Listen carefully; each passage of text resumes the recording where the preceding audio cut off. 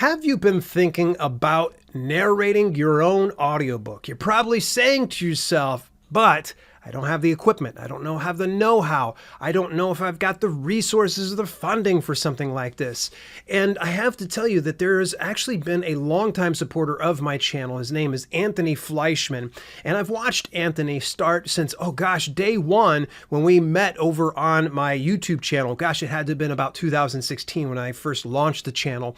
And he's since gone on to really grow, not as just a self-published author, but he's been focusing a lot on doing voiceover and narrating work. So he built his own whisper booth. He has the right equipment, and he also smells like smoke because he's been through fire. He's done a lot of things that has gotten him to this position to where he's able to put out good quality audiobook content. So without any further ado, let's dive into this interview with Anthony Fleischmann. Anthony, I just think this was a long time in the making, dude. Like, when did we first get connected? Because as long as I can remember being on YouTube, I remember you. Well, I found you actually through Jason Brock, I believe. Oh. And it was your connection with him that enabled me to find your videos initially. Yeah. And from there, I think I reached out to you. I watched a few of your videos, reached out to you on Facebook, I believe. And we had a great conversation and felt a definite connection there with you. And I think that was around 2016, if I remember correctly. Yeah, that's about right. And at that time, you were solely focused on just self-publishing books. Am I incorrect in saying that? I had some other irons in the fire, but that was my primary thing. Nice. And so this is kind of crazy how you've ended up in the position that you're in right now. And anybody that's not watching this on YouTube and you're listening to this, he's got the best setup right now that I've ever seen. Now, describe to people what it is that you're standing in. Oh, goodness. Well, this is a 4x6 double-walled whisper room with 4-inch acoustic foam panels that are top of the line, fully soundproof for the most part. Obviously, if we have some crazy truck or motorcycle go by, we might hear a little bit of it, but all in all, we're good to go. And I mean, this booth is it was a lot when it came and it got delivered to set up and everything, but definitely loving the booth at this point. It enables me to do everything I need to do without having to worry so much about my neighbors or the noise pollution that unfortunately I got to deal with over here. Yeah, this wasn't your first stab at having a booth, No. was it? What did that look like initially? Oh, goodness. Well, initially, I, like many, probably went and tried to create a vocal booth in a semi-walk-in closet. Yeah. That didn't go so well. Pro tip, don't use spray-on adhesive for your acoustic panels. Oh, because, no. Yeah, like, you live and learn. Yeah. But that, like, you can't breathe in there. Like, I thought after I let it air out a little bit, everything would be good.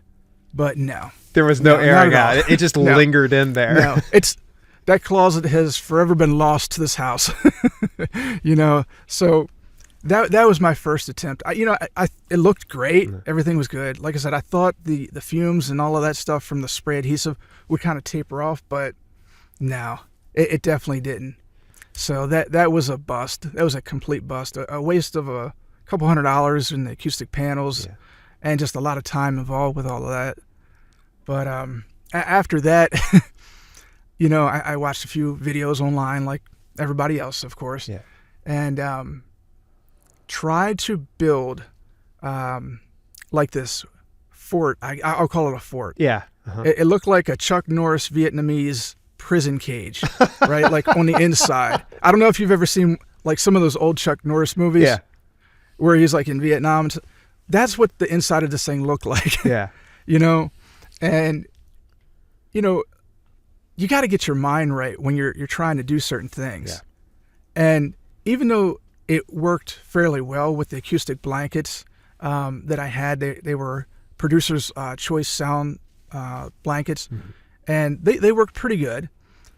but just psychologically going into that every day just was a beast to deal with. Yeah. And it still didn't fully take care of the noise pollution, unfortunately, that I was dealing with. So I had to kind of look at some other alternatives and really think about the long-term vision and plan that I had for my business. Yeah. You know, and, you know, after talking it over with the wife and everything, we decided, hey, let's go and invest in this whisper room and move forward from there. So that's what we ended up doing. It was pretty crazy watching you through this whole journey, because I remember when you were using the blankets, and it looked like you actually had them like anchored onto some like PVC pipes. No. It was I don't know. It wasn't PVC. It was 2x4s. Okay, that's right. All right. Yeah. Okay. And I just drilled screws connecting 2x4s together. Yeah. You know, I don't have a background Yeah. as a carpenter or anything like that. So this thing looked a little rickety, whatever. But it served its purpose. But again, never underestimate, if you're trying to build a vocal booth or anything like that, you need to really consider your airflow and that circulation there. Yeah. And that's one thing, again, that I lived and learned. You know, thankfully with the whisper room, it has a fan that circulates air on a continual basis just by pressing a button. And you're good with that. Nice. And that it doesn't actually disturb anything with your voiceover work? No. I mean, I actually bought separately after the fact, because initially it did a little bit. They have a silencer that encapsulates the fan. Yeah. So between that and some new software that I have, I was good. Huh. Man, this is so crazy to watch you have evolved into this position. With your first job that you did as voiceover work, what was that like for you then compared to what a few years later now? How, could you be able to look back at that and go, ooh, you cringe just a little bit? Or is it one of those cases that you look proudly at it? It depends on what we're talking about. Yeah. If we're talking about audiobooks, there's definitely been an evolution there. You know, audiobooks, you know, when you're producing an audiobook, it's completely different than any other voiceover work you're going to be doing. Audiobooks, they say, is a labor of love, and that's definitely true. Yeah. It's a lot of hard work up front, but this is an asset that can continue to earn revenue years down the road, whether you're a self-publisher or just a new narrator jumping into this. Yeah. That's how you need to look at it. It's a long-term game. So in regards to the first work that I ever got paid for regarding any kind of voiceover work, it was actually through Voice Bunny. And, you know, Voice Bunny, you either love it or you hate it. Okay. You know, a lot of times that's how people are. And I don't have a problem with Voice Bunny. Yes. You know, it's set up, and like I got paid for just auditioning. Wow. So nice. That's pretty cool. You know, it's not a lot. It was like $6 my first time doing whatever, but $6 just to audition. I don't get paid $6 every time I audition for ACX. That's so true. You know, so, you know, that was my first experience going and, you know, earning any kind of money with voiceover. But I primarily got into all of this just for my own self-publishing needs, because you're going to find this funny. Even though I got all this high-tech equipment and I've studied so much in regards to audiobook production, voiceover and everything, I still consider myself an author and a writer first and foremost. So it was almost like a necessity. You really wanted to build this portion out of your business and said, you know what, I need to own this. Yeah, absolutely. I mean, why would I go and continually kick out 50% of my earnings to another narrator? That just didn't make any sense to me. Yeah. You know, like, and at the time, I was forced into a royalty share situation just because of economics, like probably most people out there. Yeah. And that just was you get the good and the bad over at ACX, like in anywhere else. But, you know, I just got really frustrated with dealing with certain things over there from my narrators. You know, a lot of narrators that I would deal with, they seem kind of flaky, to be quite honest. Yikes. You know, and it's an unfortunate thing, but seems to be a reputation that a lot of narrators have. You know, and I'm trying to bring professionalism to the industry in whatever I do, whether it's self-publishing, whether it's, audiobook narration. We need to raise the bar on all levels, throughout the industry. Yeah. So that's one of the reasons why I jumped into this kind of purchase with a whisper room and, investing in my business. I mean, what business do you know that, you can just jump into and not invest in? Like you have to have a long-term strategy and plan in place. It's not going to happen overnight. It's, anybody that thinks they're going to jump into something and make all this money, overnight, they're believing the hype that's out there on YouTube or wherever else. Yeah. Because that's not the reality of building a real business. And that's what I try to instill with those that I talk to. Build a real business. And to do that, it requires an investment of time, energy, and unfortunately money, but that's the reality. Yeah. When you broke in, you had to go with those 50-50 royalty splits. Now that you're on the other side of the fence, working as voiceover talent for people, do you work with 50-50 royalty splits, or do you look at any type of like a per finished hour plus royalty? What's that look like for you? I will accept royalty share deals if, there's a big caveat, there's a big if. Yeah. I check out the author or rights holder, and I know, number one, they're legit. Yeah. There's a lot of scams out there right now, people trying to take advantage of narrators. So narrators need to protect themselves by doing their due diligence ahead of time and really knowing who they're dealing with. And that's sometimes almost impossible to do because there's just so much to look into. Yeah.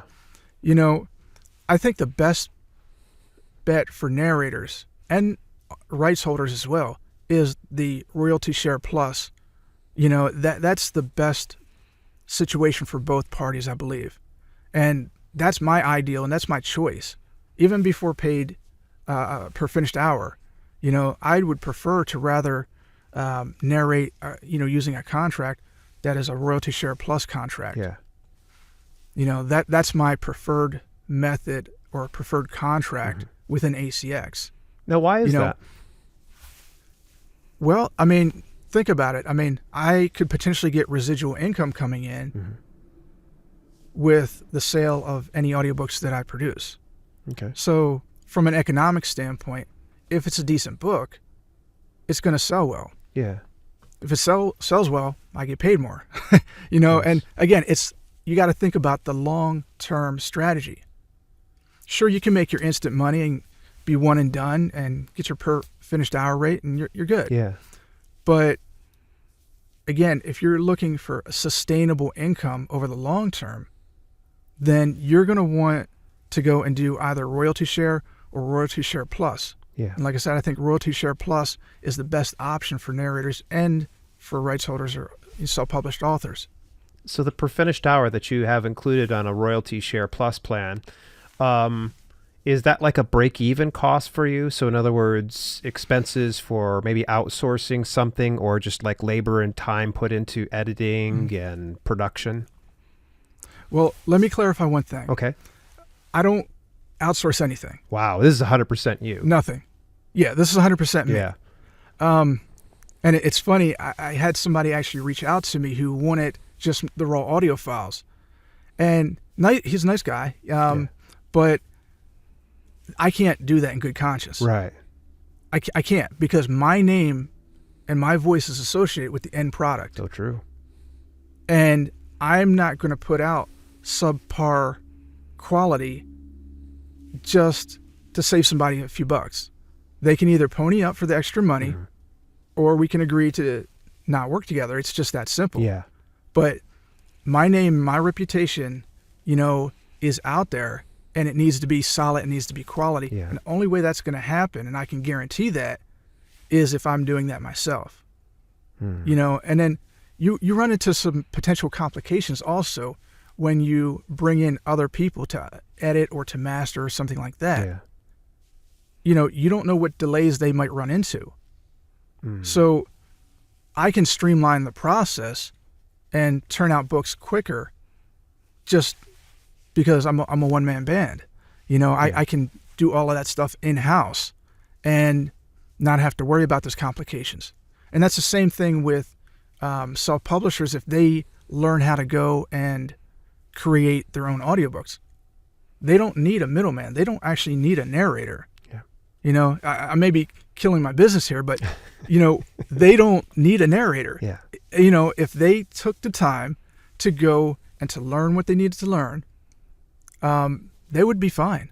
That's how I started. Yes, it took me a considerable amount of time to go and to learn this stuff. Yeah. But the information's out there. You got to weed through a lot of craziness because a lot of information that is out there is just flat out wrong or inaccurate. Yeah. So you have to be careful what you're taking in and accepting as the reality, because you're not going to know until you actually get into it if that information is correct or not. So true. There's a lot of information out there. It's hard to weed through Yeah. it. And I think that speaks volumes of your dedication to the craft, because you learn so much so quick, and it's super impressive. Not so many people realize that you're actually the voice of the podcast, the audio podcast. Yeah. If anybody hasn't picked that out by now, but if you guys ever hear the intro and the outro, that's Anthony. Where did we end up doing that? Did we do that through like Fiverr? I think that was through Fiverr. Yeah. Yep. See, everything's on Fiverr, baby. Yep. Yeah, that's awesome. So I want to hit on something. I think it's something that concerns a lot of authors, and it's regarding per finished hour rates. Now, describe what per finished hour is, and why does it come at such a high premium? So, for instance, I think a lot of people think that that's an hourly rate. So break it down for me. Well, per finished hour is basically the rate that you're going to get for the finished product. So hypothetically, if you have a 10-hour book, right, at the end of the day, when it's all said and done, you have 10 hours of recorded audio. That's the amount of time that you're going to bill for. Okay. So if you charge $100 per hour, you're going to be looking at $1,000. Okay. So that's kind of basically how it's broken down there. The rates, if you really think about them, and we talked about this a little bit before we really got going. Yeah. But if you really think about it, if you're a self-publisher and you're kicking out 3 cents per word for a good writer, if that's $300 per hour, okay? So most audiobook narrators are actually under that $300 mark by a long shot. You can get narrators for $50, $100. There's a lot of different prices out there. I mean, for nonfiction, I come in at $200 per hour. Yeah. And if you do a royalty share plus deal, you're looking at $100 per finished hour. Yeah. So that's not too bad, all things considering. Mm-hmm. I mean, not everybody has the setup I have. So I have to charge a little bit more, because I have to recoup that investment. Yeah. But in all honesty, I mean, do this, right? Go to ACX and just randomly listen to some samples. Yeah. And if you have an ear for audio and you can distinguish between, good audio and bad audio, you're going to see a lot of people out there. They just, unfortunately, don't have good audio. Yeah. And it's a shame because, I feel sorry for the narrators, quite frankly, because, I was in their situation. I didn't know what I didn't know to make my audio sound good, but that's what you're paying for. You're paying for the quality, right? Just like you would pay for, 3 cents per word for a writer. And at the end of the day, you would pay $300 for 10,000 words, basically a finished hour of audio when it's translated. You're going to need to kick out that same kind of money, for a decent audiobook narrator. Yeah. But like I said, we actually come in below that $300 mark. Mm-hmm. I'm $100 cheaper. And if you do the royalty share plus, I'm $200 cheaper. Yeah. So, I mean, I think that's pretty reasonable and pretty fair at the end of the day. I mean, I never want to price gouge anybody. I mean, that's not who I am. No, you never You struck know, me as that. You've always been such a but- giving guy. But there are people out there that charge $400, per finished hour. Mm-hmm. And maybe they have some kind of acting background, Yeah. or they've been in the industry for X amount of years and they have a huge portfolio of audiobooks. Okay, maybe they can justify that. But at the end of the day, most self-published authors, they're not going to be hiring somebody at $400 an hour. They're just not going to do that. So true. So I would encourage self-published authors to learn, first and foremost, how to do their own audiobooks. It's going to put 50% more profits into your business off the top. You got all the self-published out there. Listen to me. You got to think long-term. You have to think long-term in any business that you're doing. This is exactly what Amazon did. And look at them now. Yeah. That's the great example, right? They've invested all this time and energy, and money up front. Even basically giving away Kindle Fires and things like this in the beginning, and now look at them. They're dominating in every aspect. So think long term. That's the key. That's definitely the key there.